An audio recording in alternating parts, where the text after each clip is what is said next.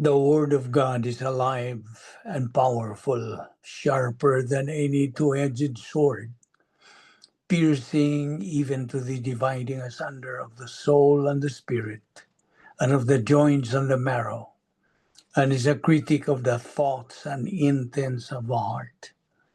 All Scripture is God-breathed and is profitable for doctrine, for reproof, for correction, for instruction in righteousness, that the man of God might be mature, thoroughly furnished unto all good works. The entrance of thy words giveth light, it giveth understanding to the simple. Good afternoon, everyone, and welcome once again to our weekly Zoom Bible study. So, to begin with, let us examine ourselves, cleanse ourselves from any personal sins because they can become a barrier to our study of the Word of God. So let us use now the principle of 1 John 1:9, which says, if we confess our sins, He, God, is faithful and just to forgive us our sins and to cleanse us from all unrighteousness. We call this the rebound technique, so we can get back into fellowship with God. Therefore, let us pray.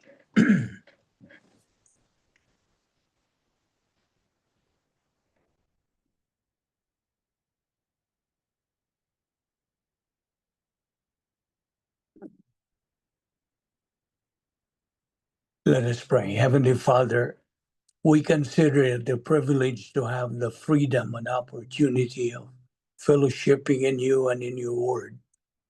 We are grateful, Father, that through your grace, you brought us this time in this Bible study once again to take in your precious word, which is the only shield we can equip and arm ourselves to confront any false teaching that religion tries to spread in the devil's world.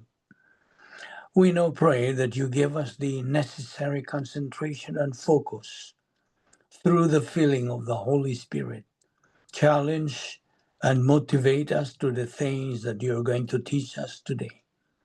These things we pray that you make them a blessing to us. All this we ask in Christ's name. Amen. 7 things that we believers have to remember every day. God is our Father. The Lord Jesus Christ is our Savior. Heaven is our eternal home. The Word of God, the Bible, is our guide in life. Every believer in Christ is our family. The good news of salvation is our message, and our destiny is maximum glorification of God. And we as believers have been saved by grace alone, through faith alone, in Christ alone, through the scriptures alone, for the glory of God alone. Now we have said that we have benefits and privileges that we do possess right at the start of the point of salvation.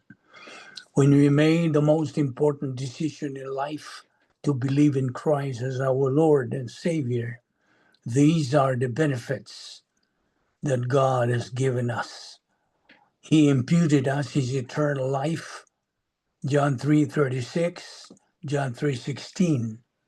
He imputed us his perfect righteousness and our Lord Jesus Christ's perfect righteousness, making it a double portion. You are now declared righteous. You are a believer in Christ. You are called evangelical, biblical, Christian, doctrinal believer in Christ. The Holy Spirit at that moment of salvation picked you up and put you in union with Christ forever. And that is through the baptism of the Holy Spirit. 1 or Corinthians chapter 12, verses 12 to 13. And your name can now be found written in the Lamb's book of eternal life, never to be blotted out. You are now justified, no longer condemned, no longer judged. You are now a citizen of heaven, Philippians 3:20. You have been entered into the protocol plan of God, and you became the church, ecclesia in Greek, which means the called out ones, meaning the mystical body of Christ on earth that is being formed right now. And you became a child of God, as John 1:12 says. But as many as received him, to them he gave power to become the sons of God, even to them that believe on his name. And many, many more benefits. The above list is only some. So we have the sola scriptura in Latin, which means the scripture alone. That is a Latin phrase. It literally means scripture alone. The scripture alone is sufficient for Christians. The Holy Bible. It is the belief that scripture is the sole and only authority for Christian theology and Christian practice. It holds that the Bible is not only authoritative, but it is also sufficient. The Bible is sufficient for everything that we need to grow in grace and in the knowledge of our Lord and Savior Jesus Christ. 2 Peter 3:18. And sola scriptura also holds that God reveals himself through and only through the scriptures. There is no other means by which God gives to us specific revelation. He reveals himself to us in scripture alone. Now, last time that we met, there was an assignment, a research on the question raised by one of our Zoom Bible study class. If you still remember that, okay, I forgot who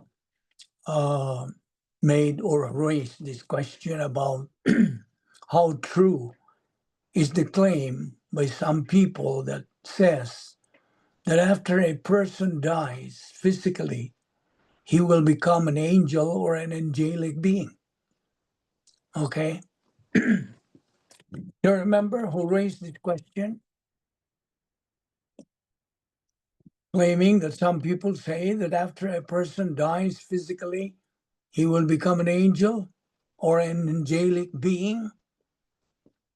Was it Ken? Anybody? Yeah, Lulubek. Yeah. Okay. Now, here are the results on the research. I want you to listen. The claim that people become angels after death is not true. According to the major religious traditions, which state that humans and angels are two distinct types of created beings. Now, this misconception is often popularized in culture as a comforting metaphor for loved ones going to a better place, but it is not a literal theology belief. Instead, major religions teach that humans and angels are different creations, with angels having existed as spiritual beings before humanity was created. Now, here is the religious perspective. In Christianity, the Bible distinguishes between angels and humans as separate creations. Christians believe that believers go to be with God after death, but they do not become angels. They will eventually be resurrected, with glorified bodies at the end of time. Some traditions, like Catholicism, believe that those who are exceptionally holy will become saints, that this is different from becoming an angel. Now, here are some other beliefs. Some spiritual beliefs or philosophies have different ideas about what happens after death. One belief is that when a person has completed their lessons in a physical lifetime, their spirit may take on a role as a messenger, which is what people sometimes call an angel. Why the misconception is common? That's the question. Cultural influence. The idea of people becoming angels is a popular image in cartoons and other media, which has helped it spread in popular culture. Now, Billy Graham Evangelistic Association's view is this. Do we become angels when we die and go to heaven? The truth is, when we die and go to heaven, we become even greater than the angels. We become greater than the angels. The truth, that's the truth. The angels are spiritual beings who were created by God to be his servants, and God has given them great authority and power to do his will. And at the present time, the angels are greater than we are because God made us a little lower than the heavenly beings, according to Psalms chapter 8, verse 5.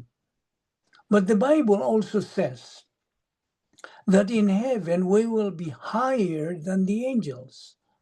And the reason is because we will be like Christ. The Bible says, do you not know that we will judge angels? That's in 1 Corinthians chapter 6, verse 3. Now, while this verse may be referring to the rebellious angels who chose to follow Satan, it still implies that our status after death will be above that of the angels. All of this may seem like theological hair splitting to you, but don't lose sight of the central truth. When we know Christ, we know that this life is not all, but ahead of us is the joy of heaven. So that is the result of what we made as a research on the question raised by you. So are you clarified now, especially Kinkin? Have you understood? Yes, Lulovic. Okay, so we do not become angels. Okay, all right. Now, for the new ones, if ever there are new ones, I would like to emphasize here that our method of study is through the ICE method, isagogical, categorical, and exegetical kind of Bible study. And so, so the main thrust of our ministry, by the way, is to bring in and proclaim the gospel, the good news of salvation, to all those who have ears to hear and heart with which to believe in. And then to teach God's truths, Bible doctrine, to believers for the spiritual edification and growth of their spiritual life. To persuade listeners to look for the right congregation where the Bible is being taught. Okay? They should look for a church that teaches the Word of God, but accurately. Understand that very well. Accurately, you have to be aware of that because there are also congregations or churches that do not teach accurate Bible doctrine. And so you have to be discerning. Okay?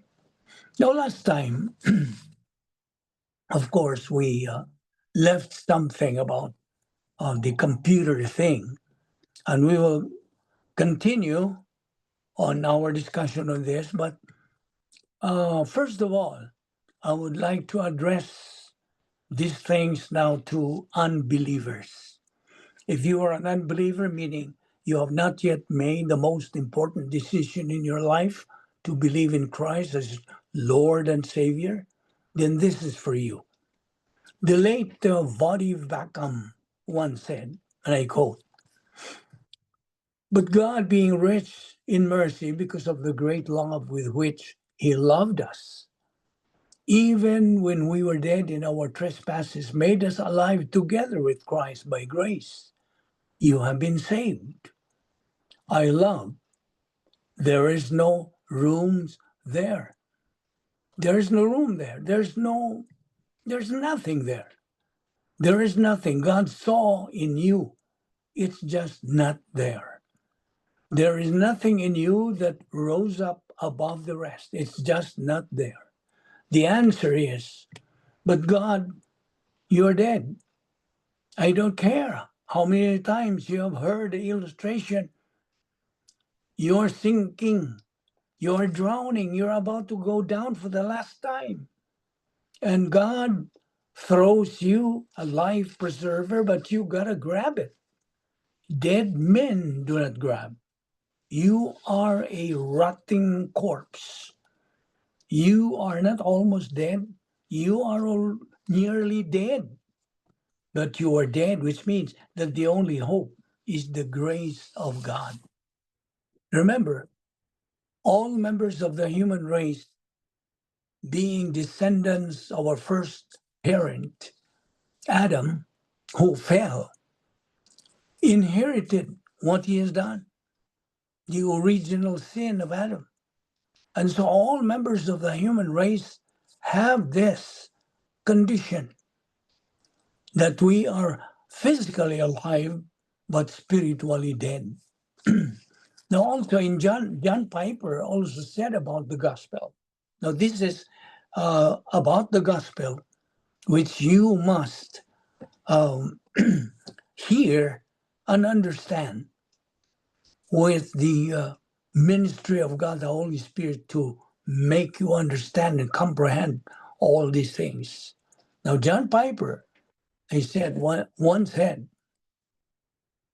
God sends his son into the world, and God, man, the God man, really God, really human, really divine, lives a perfect life, fulfilled the whole law, died in the place of sinners, intentionally absorbs all the wrath of God against those who believe in him, takes away all their guilt, forgives all their sins, rises from the dead, triumphant over death and hell and Satan, ascends, rules with power from on high, will come again, give eternal life, raised from the dead, all those who trusted in him. There is no better news. Another one, by the late Vodi Backham, he said, we have Christians in church who listen to these inflated testimonies who will say this phrase. And I don't know whether to hug them or to hit them. I don't have a testimony. In other words, there are these powerful stories, and we're all about is these powerful, captivating stories. That's a testimony because it tips the scales. It gets people to respond. It makes people stand up and take notice of God and what he has done. All I have is God wrapped himself in flesh, died on a cross, nailed my sin thereto, was placed in the grave, rose again on the third day, ascended to the right hand of the Father, and is there making intercession for me until such time as my salvation is completed and he takes me home. That's all I got. Now, okay, going back to what we left last week on about the computer thing. So, if one says, therefore, no, I don't want to use it, meaning the computer, well, that's no problem. You see, God has his divine decrees put in the computer of divine decrees. And so, say somebody doesn't want to use the computer, okay? For instance, you who are listening right now, you don't want to use the computer. You prefer the old type, which is the typewriter. So he prefers the old style, the typewriter, that's his option. But for you, who are already exposed and who are very much advanced in the use of computers, well, you naturally choose to use the computer than the typewriter. You would definitely pride yourself by saying, I never thought in my life that computers are very easy to use. I'd never go back to use the typewriter anymore. Exactly the same thing as an analogy. As an analogy, if you've been grounded or you've been exposed and used to practice your own way of life as an unbeliever, you can realize how far different was that as compared to your new way of life, the spiritual life of a believer now. As a saved, redeemed person now, a new species, you would surely say, I never thought in my life that the Christian way of life is a fantastic, fabulous life. You would further say, I'll never be the same person anymore. So, do you get the picture there? So, as an analogy, again, you who had been using the typewriter before, you realize now that you are very well advanced in the use of computers. And you would say, oh, computers are excellent. Furthermore, you might say, when I was still using the typewriter, I was experiencing a lot of problems. Like when I typed something that's wrong, I had the problem erasing it, etc. While in the computer, erasing errors is very, very easy. In other words, I was miserable in the use of the computer as compared now to the use of computers. Now, exactly the same thing in our life. God has already set up and programmed his plan for our life in the computer of divine decrees. Everything is there. All we have to do is make use of them, like the divine provisions, the divine assets, the 10 problem-solving devices, the faith-rest life, the rebound technique, the spiritual momentum, and all the doctrinal rationales, and many, many more. Remember, God mandates us believers. He mandates us to avail of them in order for us to become winners in life. And you know what I mean.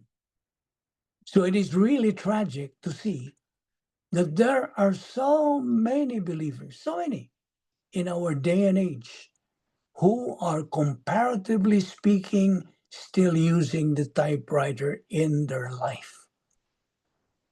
They desperately miss the mark when it comes to a person's eternal salvation and when it comes to a believer's spiritual life. And so, these people who, through their own free will, miss the mark are just casualties in the law of volitional responsibility. No one is to blame except their own selves. They are the losers in life. They are out of line. They're just the product of their decision. And since they insist to still use the typewriter instead of the computer, which is analogous to disregarding the perfect plan of God, and they insist to use their former way of life, which brings them confusion and misery in life, as compared to following the perfect plan of God, all wrapped up inside the computer of divine decrees, which in its totality brings a fantastic, unique, and fabulous way of life. So do you understand what we mean here? And listen, God is the supreme being in the universe, existing in three divine persons, each member being co-equal and co-eternal. Planning is assigned to God the Father. Execution of the plan of redemption is assigned to God the Son. Sustaining the believer is assigned to God the Holy Spirit. But even if they have their respective assignments, role, and function, none of this implies inferiority among the Trinity. Co-equal and co-eternal.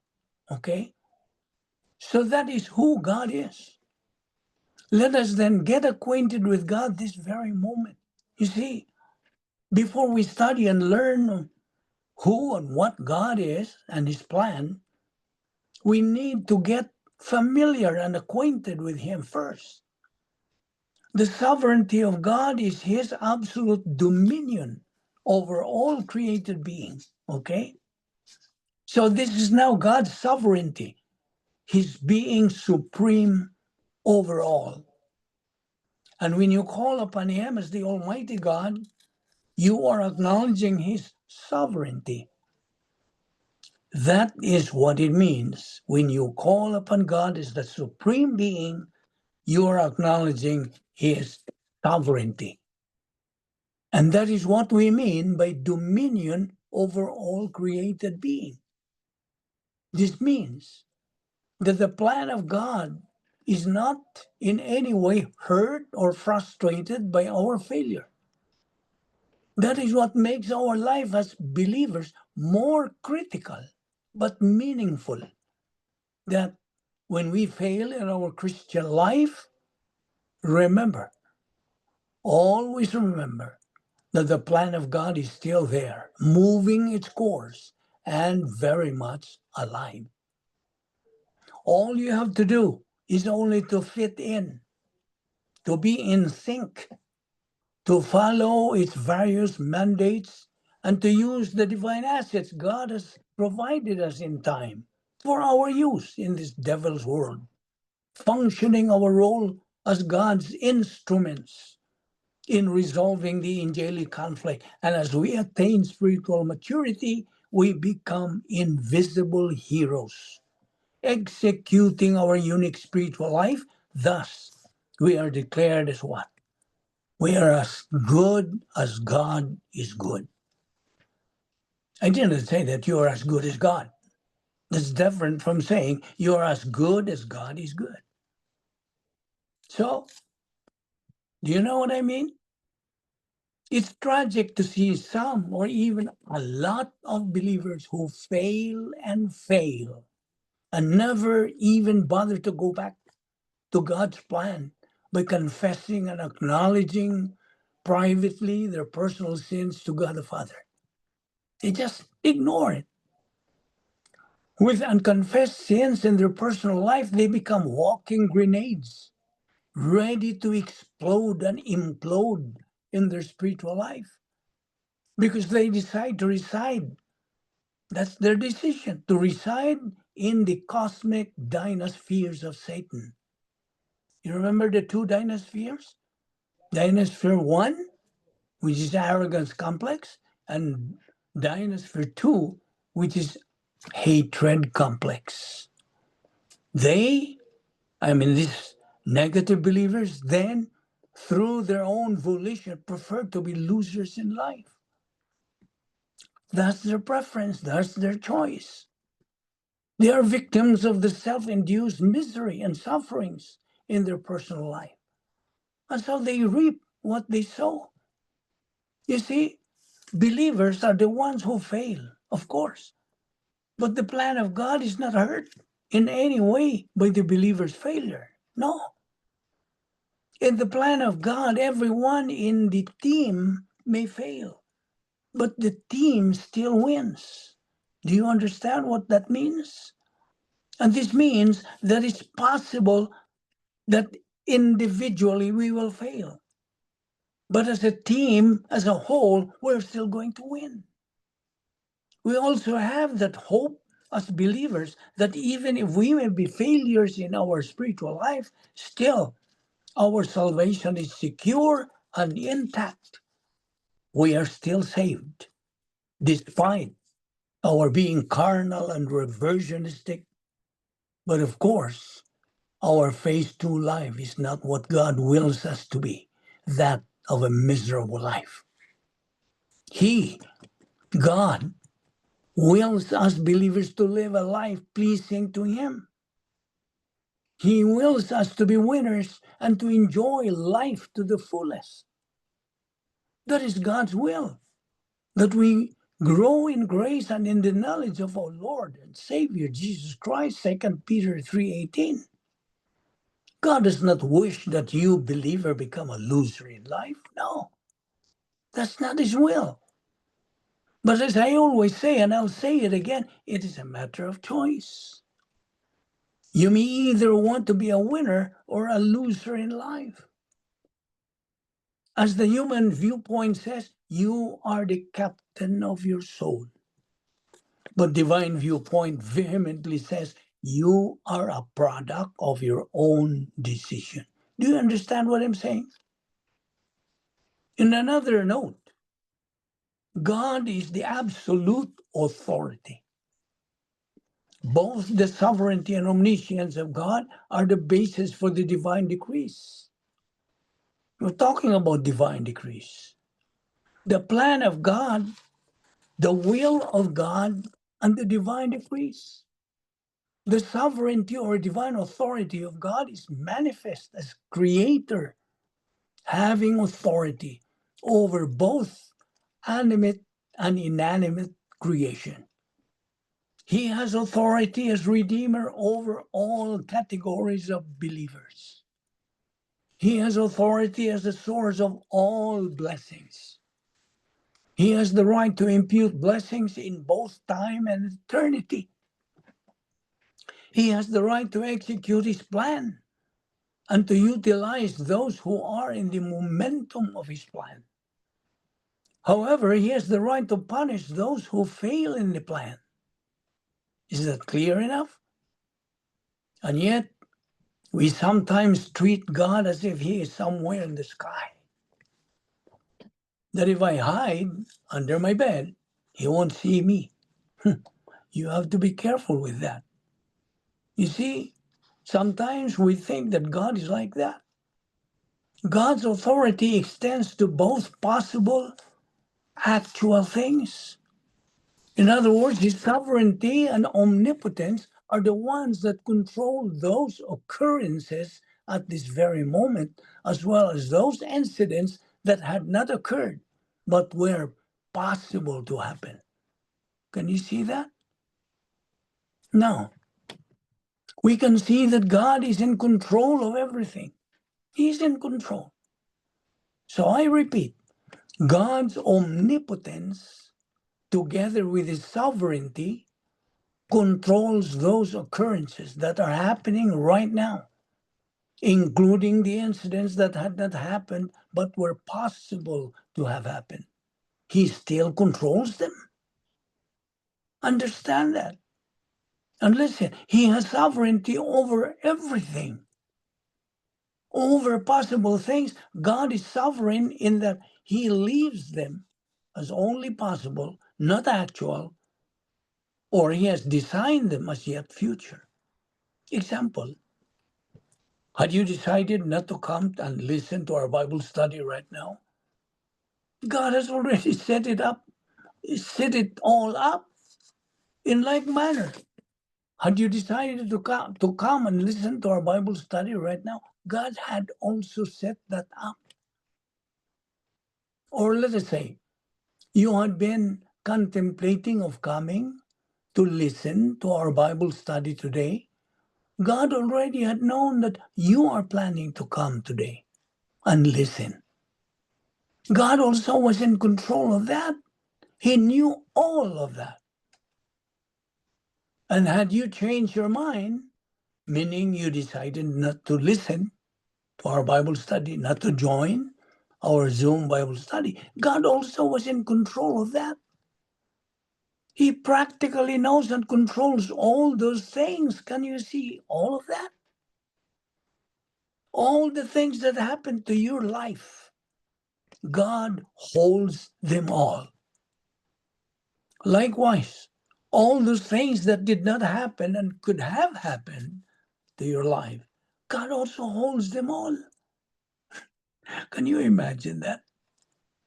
Now you might ask this question as, what could have happened if I did not come, I did not listen to our Bible study today?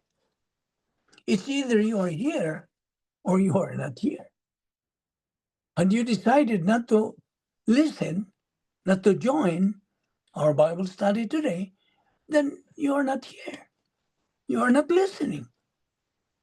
But since you made the decision and come and listen, sit down there, open your ears to our Bible study, you are here. You can see me.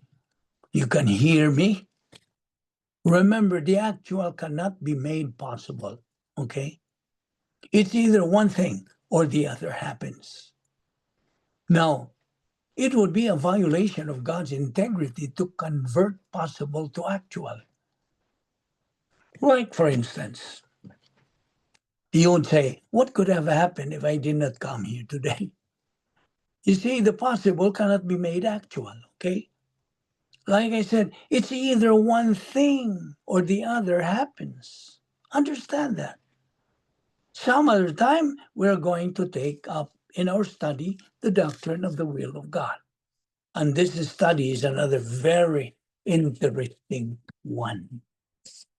Now, the plan of God, by the way, because this is part of the discussion on the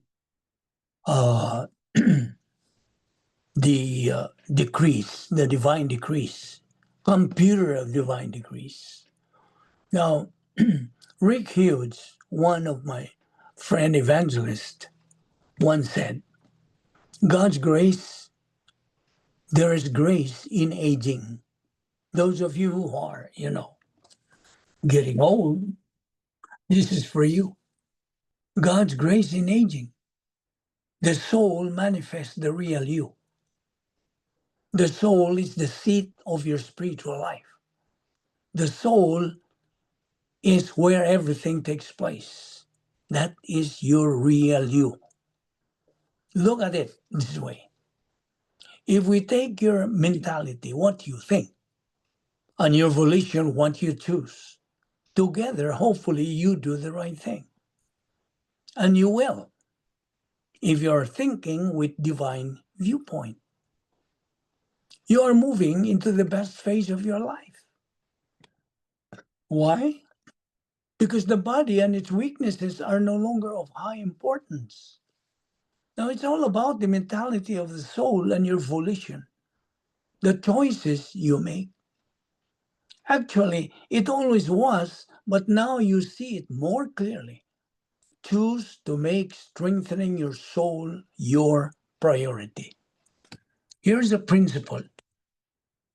This is biblical principle. Right thoughts lead to right actions. I repeat, right thoughts lead to right actions. You see, you have volition. One of the 5 essences of man. First of all, you have self-consciousness, mentality, volition. What else? So I repeat, self-consciousness, mentality, volition. The fourth would be conscience. And the fifth is your emotions. Okay, let's take up volition. What's the other name for volition? Free Free will. Okay, good. Now, how you use it, will determine how you age. The challenge as you get older is to keep the thinking lanes open. This is why renewing your soul day by day is vital. It's the key to benefiting from God's grace in old age. See? Now, you are mandated to invest in your soul. I hope you choose to soak up God's word every day, because your soul goes with you to heaven. Not only does your soul never die, the word of God never perishes. You carry the treasure of his word. You have put in your soul with you to heaven. First Peter chapter 1, verse 24 to 25 says, "For all flesh is like grass, and all its glory like the flower of grass. The grass withers and the flower falls off, but the word of the Lord endures forever." And here is another principle. I'm fond of giving principles from the Bible. Another principle says, the rate of learning must exceed the rate of forgetting. So I encourage you to establish and stick with a routine of daily Bible study to supplement our weekly Zoom Bible study. But be very sure that the Bible study you attend is under the ministry of a well-qualified pastor teacher who has the gift to teach, and he teaches Bible doctrine accurately. That's very important. You need to keep the thinking of Jesus Christ, 1 Corinthians 2:16, circulating in the stream of your consciousness. Circulate it in your mind. The divine viewpoint is your lifeline. Guard your heart. It's a divine mandate by God. You comply by habitually learning and applying his word. This verse is an indication of where the enemy will attack you and what he will try to do to neutralize your spiritual growth. The first thing Satan will attack is your confidence in God's infallible plan. 1 Peter 5:8 says, "Be on the alert. Your adversary, the devil, prowls around like a roaring lion seeking whom he can devour." Remember, you have two major enemies as a Christian. No, not only two. You have three major enemies: the world, the devil, and the flesh. Don't forget that. The world is Satan's cosmic system of human good and evil. The flesh, your old sin nature. The devil, Satan and his demons. You see?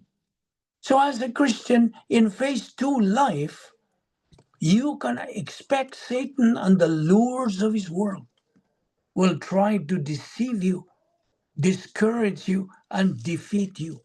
Don't let them be on the alert. That is God's mandate. Now, once more, Rick Hughes says on God's grace in aging, you cannot apply what you do not know. True? You cannot. You cannot apply anything you do not know. Discretion will guard you. With divine wisdom in your soul, you are able to discern the truth from the lies of the cosmic system and distinguish the traps of human viewpoint thinking. Always remember, the filling of the Holy Spirit is a prerequisite for guarding your soul. Understanding will watch over you. Divine viewpoint gives you discretion and understanding. I call this spiritual X-ray vision. You will have true perspective that much of the world is missing. You win the battles within by having a soul that is spiritually strong. Now, it is inevitable that we encounter afflictions in life. Okay? What is affliction? Affliction is a term that applies to the hardships in our lives. Affliction is something most of us do not want to think about or deal with. We don't want that challenge in our life. Cannot God just make it go away and let everything stay nice and rosy? It is not sinful to shrink from affliction or to ask God to remove it. But insisting that God take it away is arrogance and frankly short-sighted. Trying to manipulate God in prayer is wrong. God does not need to be reminded several times a day that we are hurting. Once is enough. God will do what He purposes, and it will be for you, our benefit, not necessarily what we desire. You don't need to tell God your problems. He knows. Thank Him for the solutions. Psalms 119 verse 71 says, "It is good for me that I was afflicted, that I may learn your word." You see? You see, God allows you to undergo affliction for several reasons. Number one reason, to develop patience. Number two, to accelerate spiritual growth. Number three, to increase your trust in His plan. And number four, to glorify Him. God gives you the resources you need to persevere. There is no reason to get anxious when adversity comes into your life, as it is inevitably will. Psalm 34:19, what does it say? Many are the afflictions of the righteous, but the Lord delivers him out of them all. See? Affliction will shake your mind if you let it. The real test of your spiritual life is not how much knowledge you have acquired, but how well you make application under extreme adversity. Apostle Paul had to say, so that no one would be disturbed by these afflictions, for you yourselves know that we have been destined for this. That's 1 Thessalonians 3:3. Now, the word for disturb in the Greek is saino, S-A-I-N-O. This is really interesting. Saino means to be disturbed or rearranged by a shaking movement like a dog's tail wagging side to side. Apostle Paul is talking about the believers in Thessalonica, whose minds are being shaken by affliction. He cautions them to not allow their minds to be disturbed, their thoughts rearranged when enduring afflictions. Saino, therefore, is related to another Greek word, seio, S-E-I-O. This is a Greek word also, from which we get the words seismic and seismology. You see? Affliction is not meant to rearrange your life. A Christian suffering under affliction should never allow his or her thinking to be rearranged, like the topography of the earth after a major earthquake. If you let it, affliction will turn you inside out. Do you have cancer? Do you have heart failure or some other serious condition? What is it doing to you? Are you depressed and full of anxiety, begging God to take it away? If so, you are allowing adversity to become stress in your soul. You see, another principle: adversity is what circumstances do to you, but stress is what you do to yourself. When you are under affliction and you let it shake or dislodge you from your faith, you will lose confidence in God and lose divine viewpoint perspective. People with afflictions are vulnerable emotionally and can be targets for those who want to take advantage. I have seen believers who knew better, who understood God's word, but they let their emotions take control and what? And stop recalling biblical rationales. They moved away from using divine viewpoint, away from trusting the Lord, and started looking to be healed. They got impatient and anxious. They stopped relying on God's plan and God's timing. They changed their attitude. They changed their way of thinking, got away from the routine of daily Bible study, and adopted a new modus operandi. They allowed affliction to shake them and get them off balance. Affliction is designed to increase your trust in God and His provisions. When you have this confidence and when you have contentment with your circumstances, then you will have patience in the midst of adversity. This honors and glorifies God. 1 Peter 2:20 says, if when you do what is right and suffer for it, you patiently endure it, this finds favor with God. You see? Now, the Christian way of life. Let us take this up. The Christian way of life. How often do you think about heaven? If I ask you, you are a Christian, you're a believer, you're born again, you're saved. And so, you are now headed to heaven, not to the lake of fire. So, how often do you think about heaven? How often do you think about being in the presence of our Lord Jesus Christ?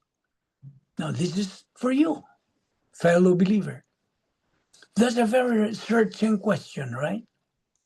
Exactly the kind that Paul points us to in Colossians 3:1-2.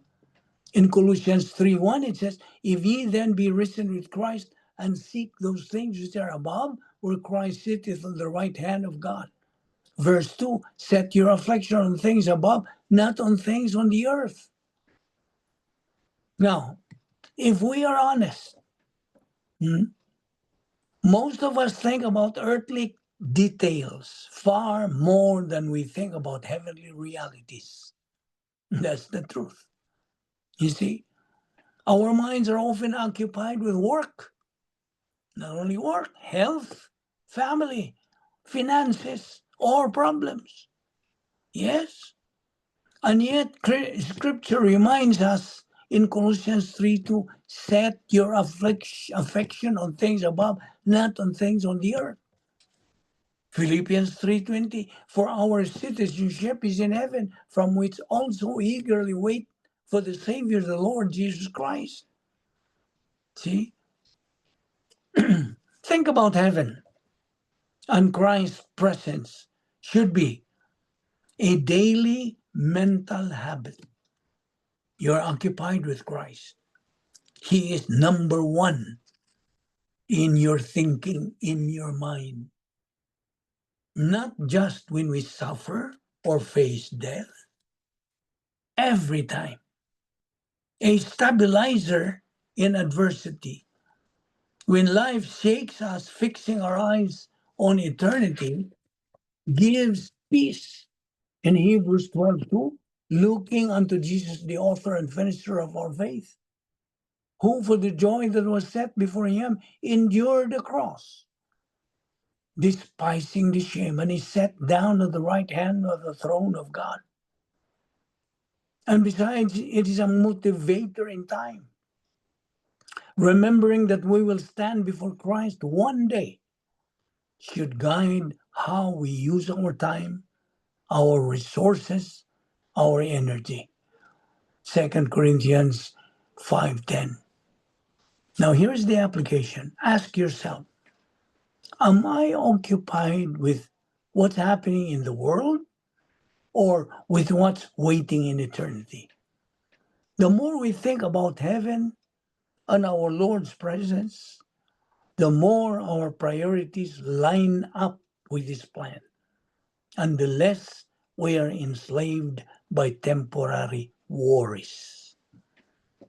So what are the basic doctrines for a believer to know that's not emphasized on churches today? A very important question.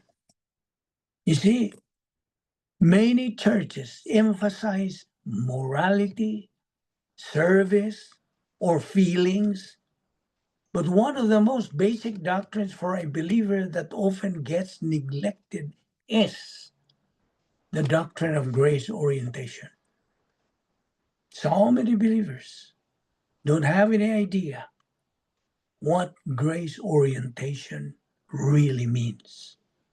Understanding that everything in the Christian life is based on God's grace, not human works or human merit.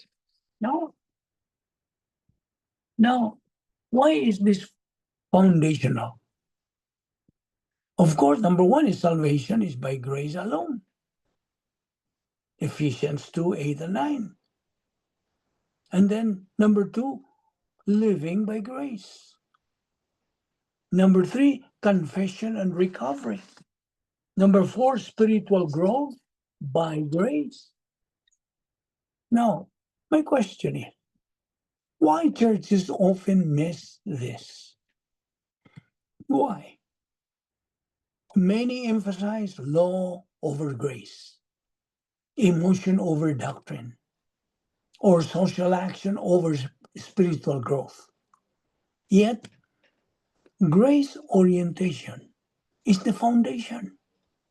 Without that, believers will drift into guilt, will drift into legalism, self-righteousness, or despair.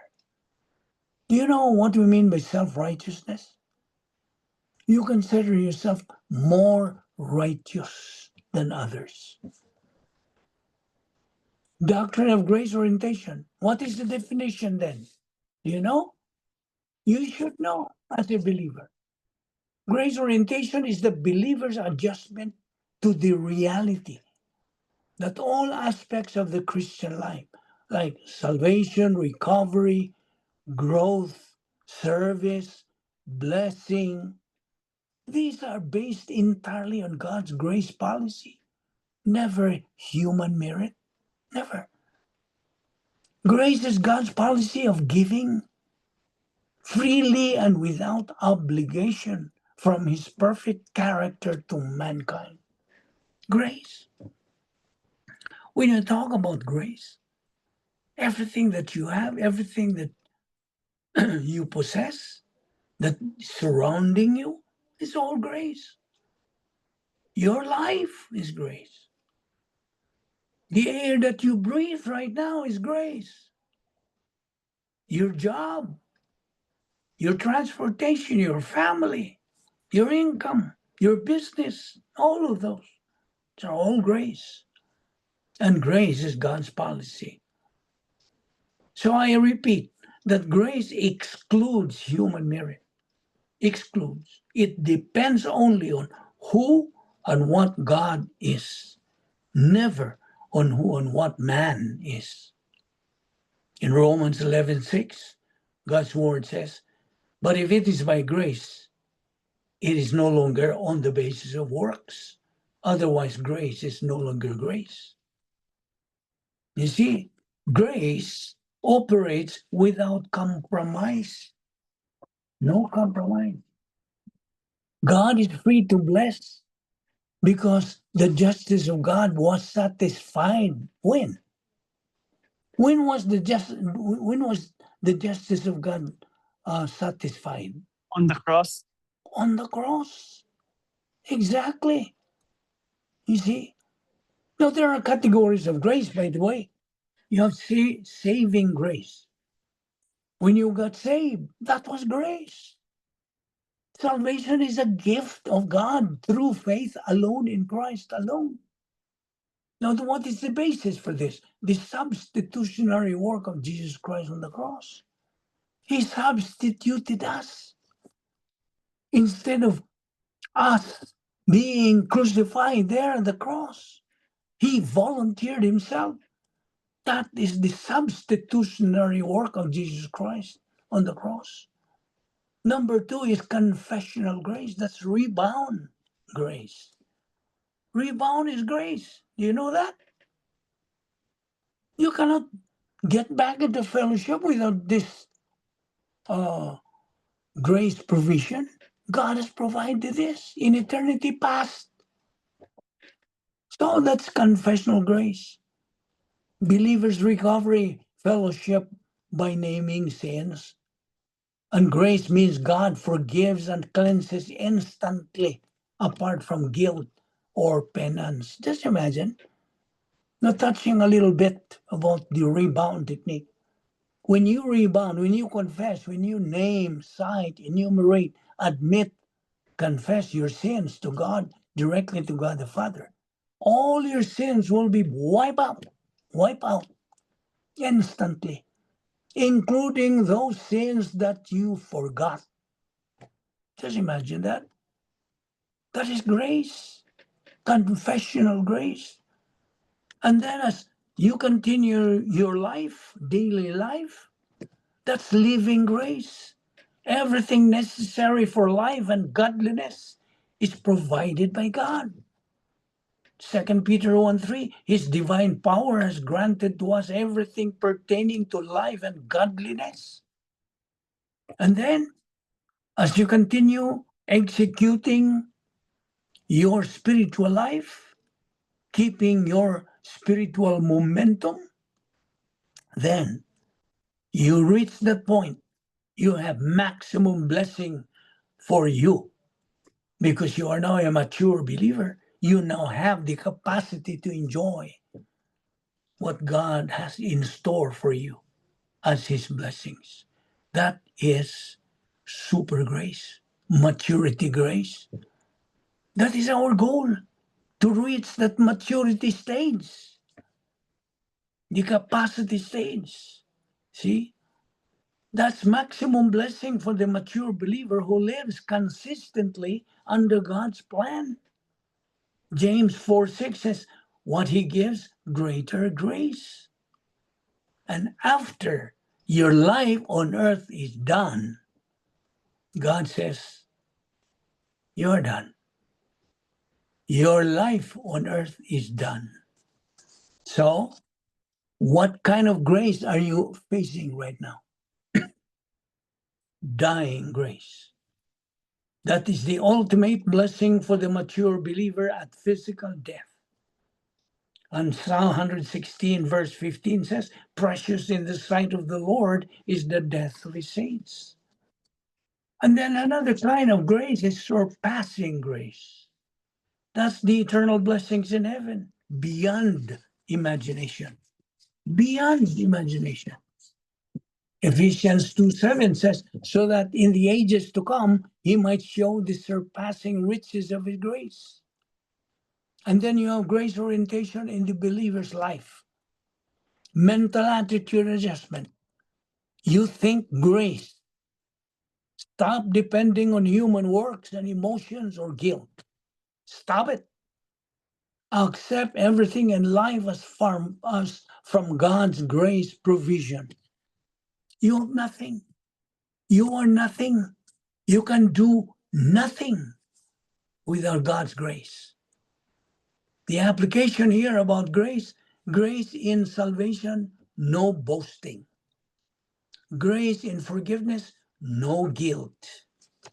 Grace and spiritual growth, no legalism. Grace and blessing, no arrogance. You see, in contrast, legalism is the human works trying to gain God's favor, whereas grace is the divine provision freely given. So, you are now imputed, as we have said, you have been imputed God's perfect righteousness. God considers you righteous because you possess God's righteousness. You are declared righteous, declared justified. Just imagine that. And so he imputed, meaning he clothed you with his perfect righteousness. That when he looks at you, you are no longer condemned or judged, but justified. Because you possess, you are now wearing God's perfect righteousness. It's not your righteousness, it is God's. You see, that's the imputation. Now, what does imputation mean? Imputation means, listen, imputation means that the righteousness of Jesus Christ is counted for you the moment you believe in Jesus Christ. Counted for you. Now, Luther said that righteousness is a justitia alienum. So that's Latin. An alien righteousness. A righteousness that is extra nos, a righteousness that is apart from me. It's not mine inherently, it belongs to Christ. And what Christ does is, when I put my trust in him, he imputes or counts to me his righteousness. And on the basis of that imputed righteousness, God declares me just right there. He declares me just. It's not me declaring myself as just, it's God. That's grace. So if I die right now, I go to heaven right now because I have all the righteousness I will ever need to get there. Namely, the righteousness of Jesus Christ. Isn't that good news? You, fellow believer, have to think about this. You see, from the justice of God, the justification, we now have the positional truth. When we accepted Christ as Lord and Savior, the Holy Spirit picked us up, put us in union with Christ. That is our positional truth. The believer is now qualified to live with God forever. Positional truth belongs to all categories of believers. All categories. They may be carnal, spiritual, winners or losers, etc. See, that's for all believers. That's positional truth. Even if you are carnal and reversionistic in your spiritual life right now, you now have that positional truth. Do you know that? Why? You see, positional truth removes all racial, economic, gender, class distinctions in Christ. Do you know why? Because we are one body. We all have the same status. That's positional truth. And this positional truth has two parts, retroactive and current. You see? All believers are God's personal possession. Do you know that? God possesses you. Nobody can possess or own you. You are God's personal possession. Positional truth is our immutable condition in God. All believers are one body in many parts. You see? We are members of the mystical body of Christ, the living organism with Christ as the head of this body. Now, the summary here, the operation of the body of Christ is a living organism, depends on its individual members, that is, believers with spiritual gifts, working in conjunction under the direction of the head, the authority, the mind of Christ. Now, so do not desire a gift you weren't given because yours is just right for you. All believers are given spiritual gift. Then you need to get it or get with it. Begin to function, advance with that gift. You know why? Because the body would function efficiently and effectively on the plan of God for you individually and for that corporate church will be fulfilled.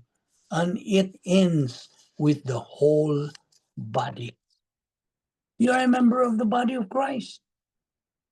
You see, the slogan is unity in diversity. Each member has a function. Each member of the church has a function, a part to play within the body of Christ. Every member is indispensable in the function of the body of Christ. As a corporate body, we are representatives, ambassadors of Christ. The Corinthians did not function as they should. They don't get it. Now, all members of the body have great value. Remember this. You have a great value. The body is God, the Holy Spirit's design. He set it up. No one is left out when it comes to every member's function in this body. A member may be functioning out front, a conspicuous spiritual gift, or invisible. Every member glorify God, not to glorify themselves. Every member has to do his function as unto the Lord.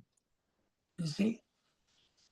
The subjunctive of the verb I, me there should be, it means there's a mild contingency. So, talking about this function, the Corinthian believers did not get this doctrine. Thus, they were alienated from each other. There was no unity among themselves. See? There was division. There was division. And so, therefore, God, the Holy Spirit, is the one moving when it comes to the exercise or the function of the spiritual gift. You see, God is spirit, but as a spirit, he's a person. Remember that. God, the Holy Spirit, creates. That's a personal activity. He works. He teaches. Right now, I'm not the one teaching you. It's God, the Holy Spirit. I'm just a mouthpiece, just an instrument. So he provides salvation through our Lord Jesus Christ. Our Lord Jesus Christ is both God and man in one person, hypostatic union. Do not forget that. He is a person. He has a personal title, Father, Son, Holy Spirit. He's a person. He's a personal pronoun. He has mentality, self-consciousness, volition, conscience, and will. However, from pantheism, you know what's pantheism? Means God and universe is one and the same. That is from panta, meaning all. God is not personal in pantheism. God is not personal, brother. He permeates the universe. He is the universe. He is found in all matter. He is the universe. Why? Because God is everything, including ourselves. God is in everything around us. Thus, we are all divine, part of the divine, because we are part of matter. As a pantheistic view, the transcendental meditation, and I think you know what it means. The transcendental meditation of yoga is the essential oneness of all reality. But through pantheism, man has the possibility to unite with the divine. Through pantheism, you create your own God. You see? So these are things that we have to make use of, and I mean, know in our mentality. Remember that we, as believers, are in union with Christ. We are one with the Lord Jesus Christ. Each one is part of the body of Christ. God provides knowledge of himself. He reveals himself. He makes sense. He has a plan for our life. And you know, the object of the plan is you. You are the object of the plan. That's why being the object of the plan, God's plan, you owe God a hearing. You have to listen. Open your ears. Be attentive to what God says in his word. And we can only know who and what he is through the study of his word. That's the only way, the only means. No other way. So we find the person of God through Bible doctrine. We are enlightened about God by growing in grace and knowledge of our Lord Savior Jesus Christ, 2 Peter 3:18. Remember, we are united with Christ by faith alone in Christ alone. And you know, Bible doctrine is absolute, objective reality. It is divine viewpoint. The rest is relative. You know that?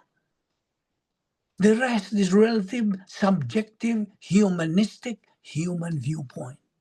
But God is absolute, objective reality. That's why humanism is always a contradiction to Bible doctrine.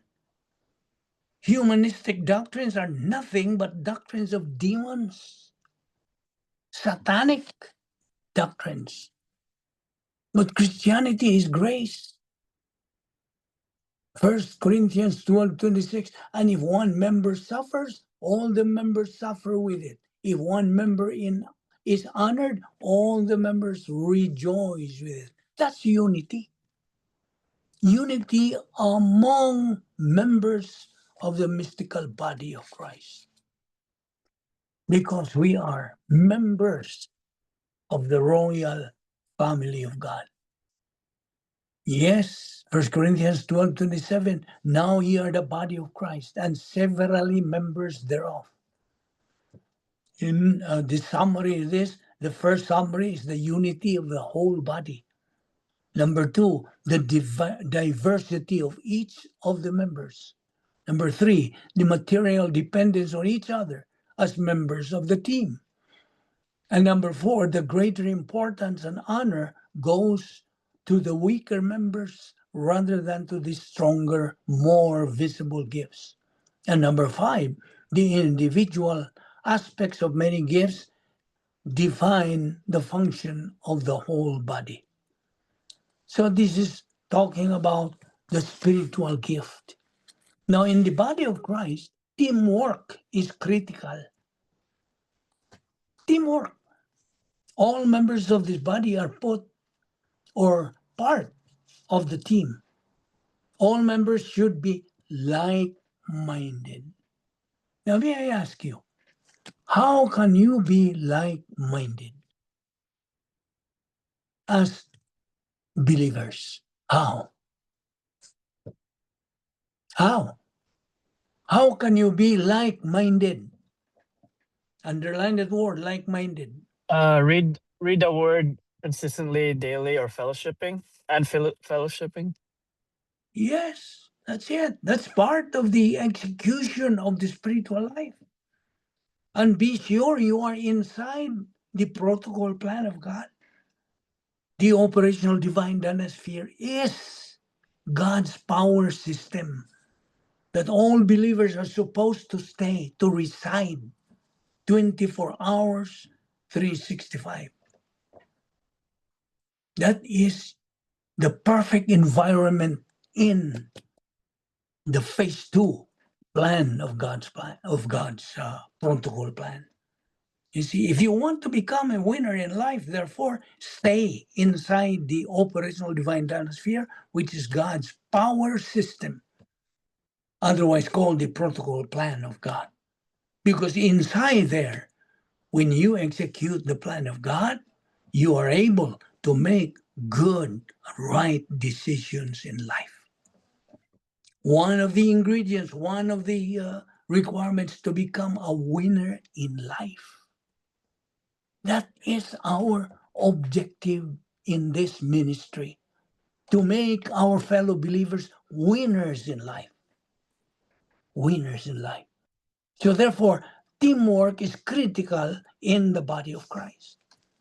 All members of this body are part of the team. Therefore, all members should be like-minded.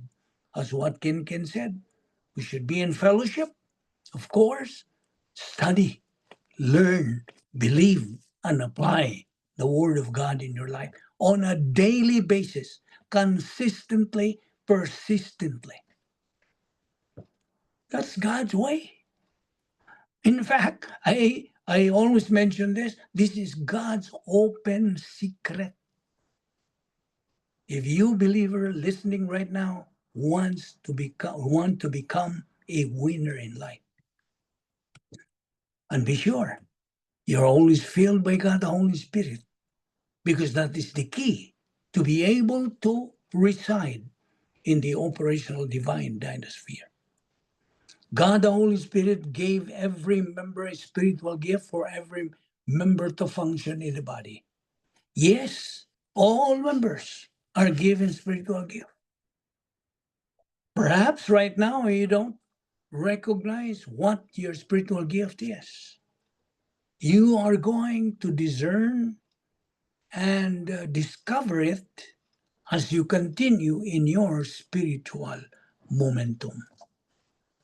Now, every spiritual gift is necessary, but desire earnestly the greater gifts, and moreover, a most excellent way show I unto you.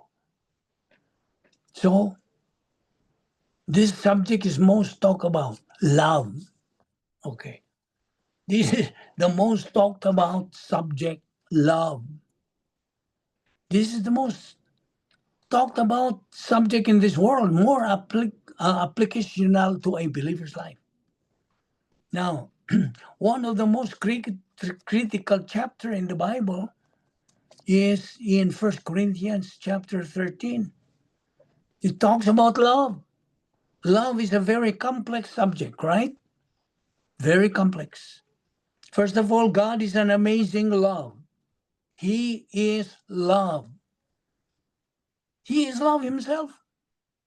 So much so that he does not need an object to love, because he himself is love. God demonstrates his love for us in that while we were yet sinners, Christ died for us. And love is a byproduct of a believer's spiritual growth. See?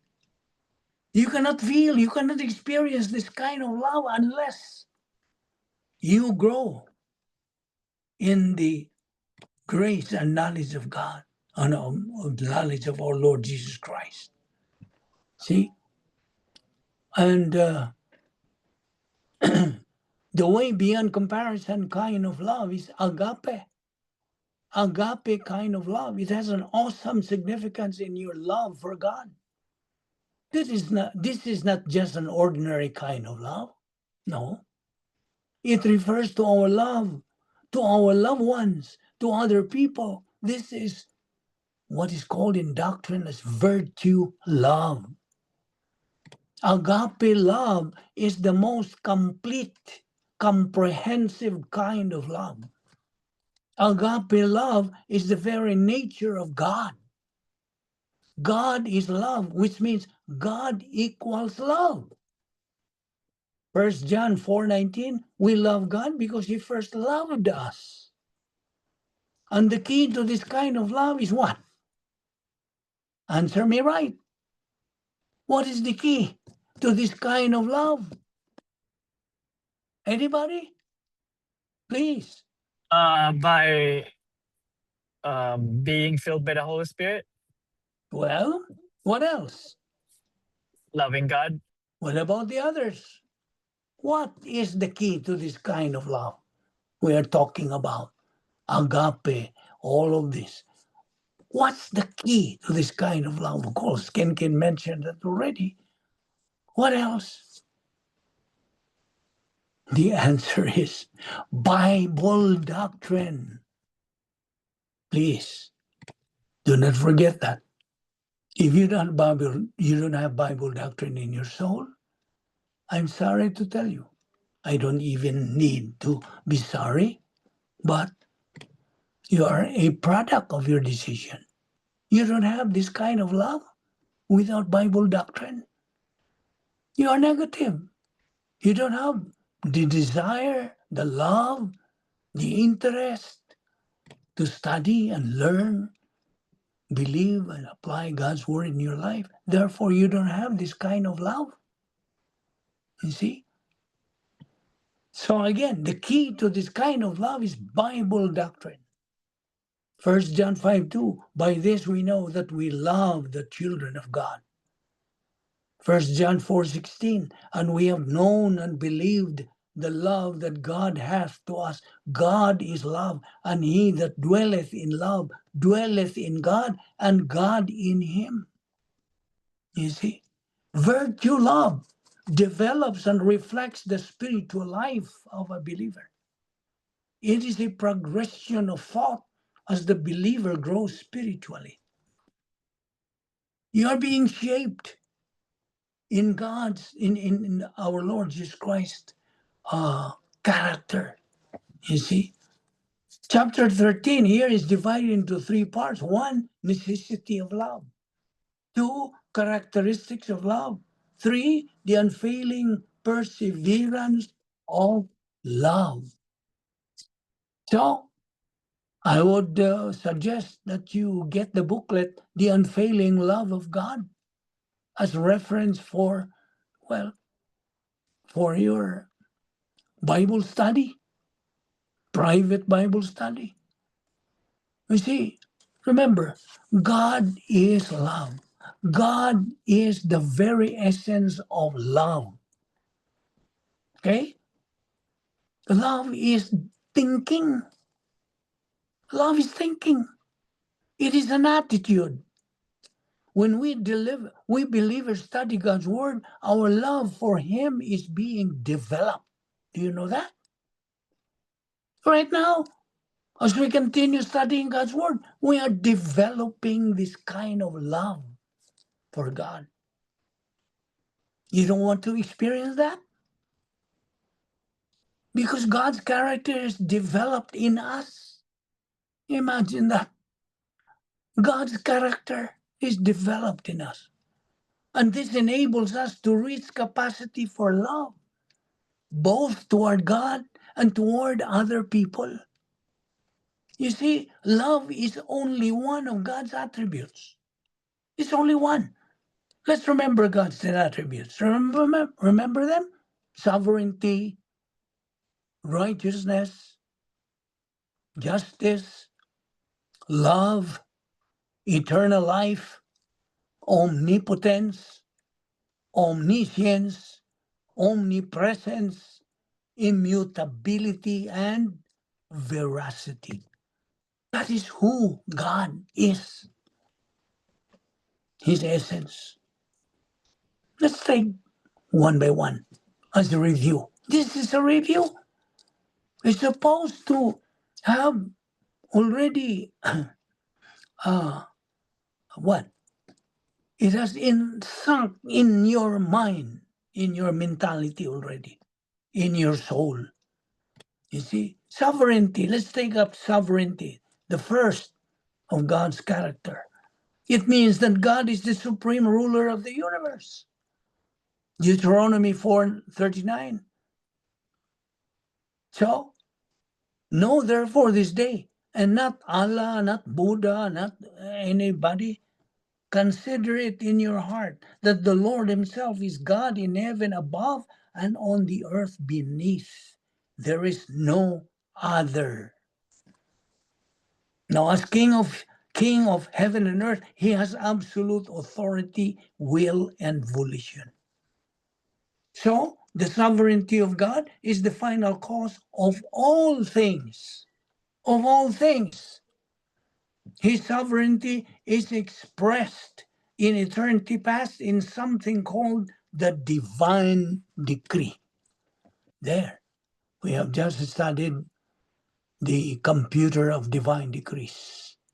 And we will continue this study on God's attributes tomorrow.